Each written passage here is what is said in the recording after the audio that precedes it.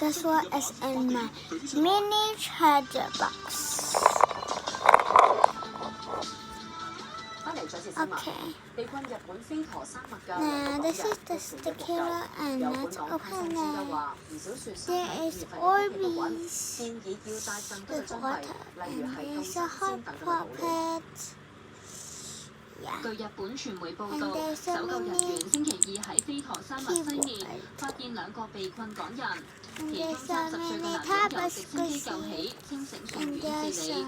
至於另一個22歲嘅香港男人，被發現嘅時候身體趴喺峭壁上面，失去意識，證實死亡。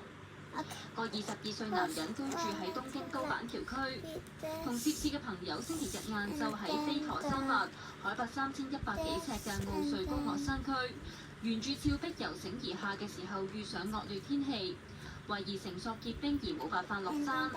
兩個人嘅朋友星期一喺網上面貼文話，佢哋嘅糧水已經短缺，救援隊因為天氣惡劣而未能夠出動拯救。